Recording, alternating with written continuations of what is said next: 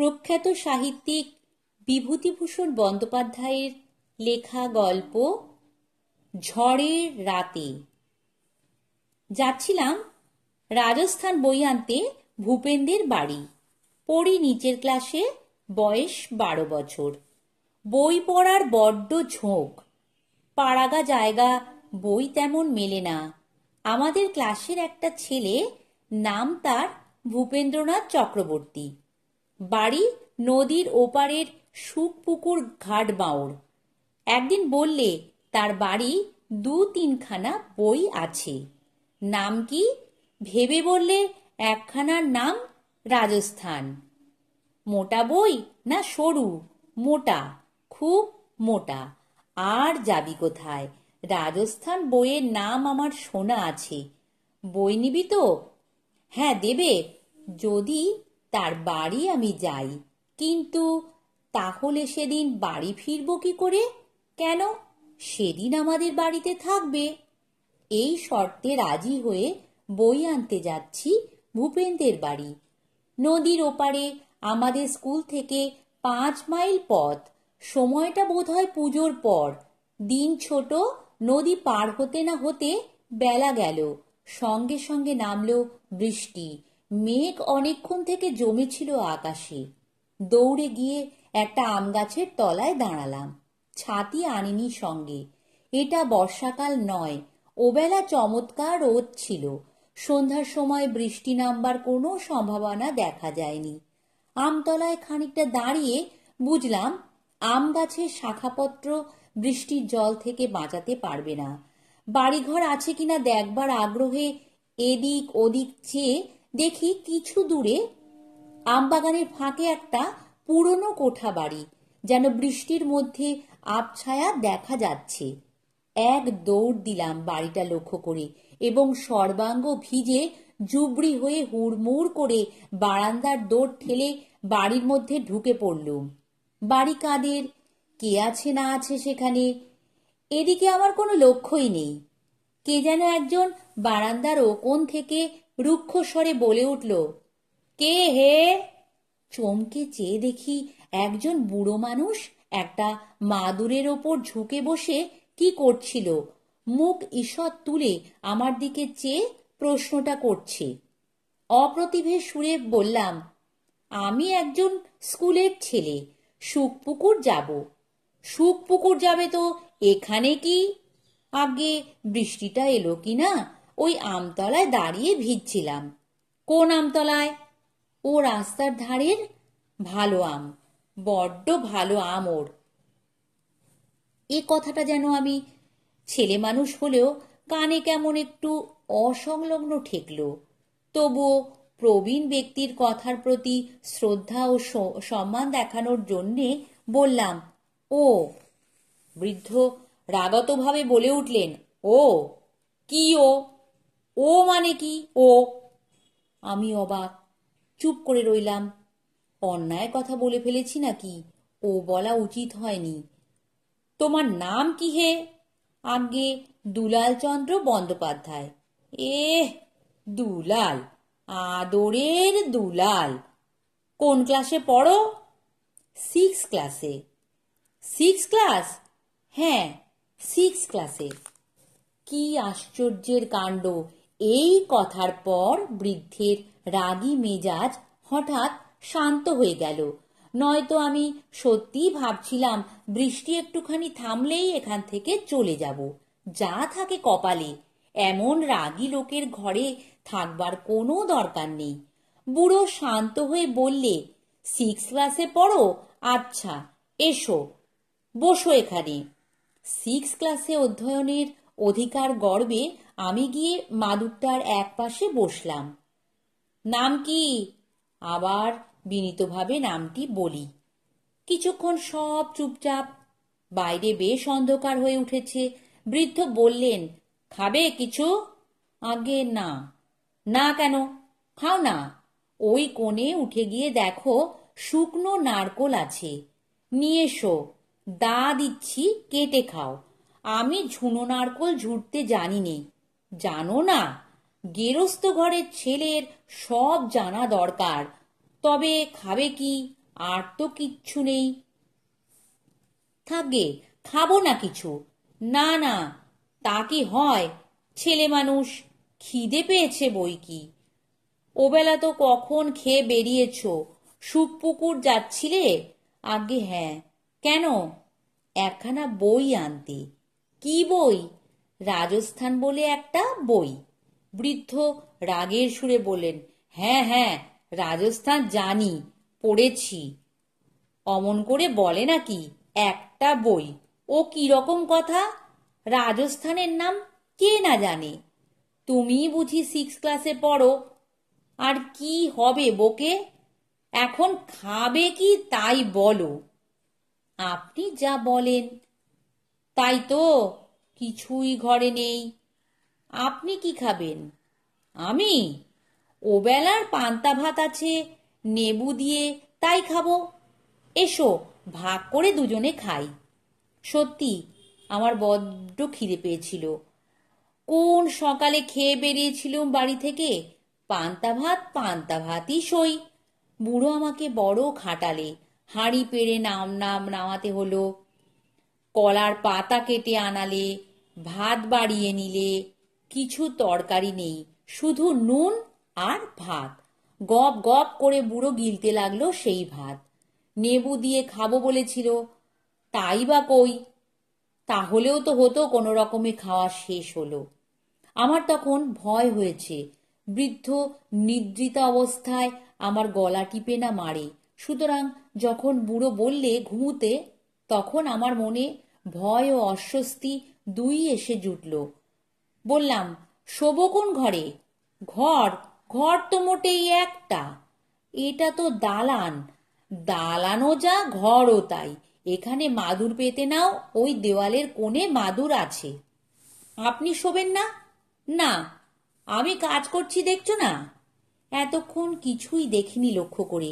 এইবার একটু কৌতূহলের সঙ্গে চাইতেই তিনি বললেন, যাও শুয়ে পড়ো, এদিকে তাকাতে হবে না। আমি ভয়ে ভয়ে শুয়ে পড়লাম বটে, কিন্তু আমার চোখ কান রইল বুড়োর দিকে। আমি ঘুমুলুম না, ঘুম আমার হলোও না। শুয়ে আর চোখে বুড়োর দিকে চেয়ে রইলাম। বুড়ো যে কি করছে অনেকক্ষণ অবধি আমি ঠাউর করতেই পারলাম না।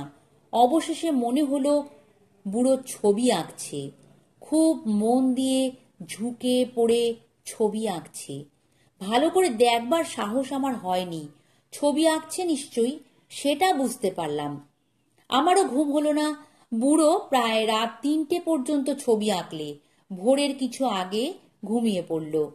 আমিও ঘুমিয়ে পড়লুম। জেগে উঠে দেখি রোদ উঠেছে। বুড়ো তখনও ওঠেনি। আস্তে আস্তে উঠে বুড়োর মাদুরের কাছে এসে দেখি মাদুরের ওপর মাটির খুঁড়ি অনেকগুলো সারি সারি সাজানো, তাতে নানা রং। সরু মোটা কতকগুলো তুলি একটা পিঁড়িতে কাত ভাবে সাজানো। কতকগুলো তুলি মাদুরের ওপর ছড়িয়ে পড়ে আছে, আর সামনে একখানা তক্তার ওপর পেরেক দিয়ে আটা কাগজ কিংবা চটের ওপর একখানা যা ছবি। ছবিখানা কোনো একটি মেয়ের। কার এমন সুন্দর মুখ, এমন বড় বড় টানা চোখ, কি জানি। আধখানা মাত্র আঁকা হয়েছে, তাও সব যেন হয়নি, কিছু কিছু বাকি আছে। কিন্তু এমন সুন্দর ছবি আঁকতে পারে এ বুড়ো।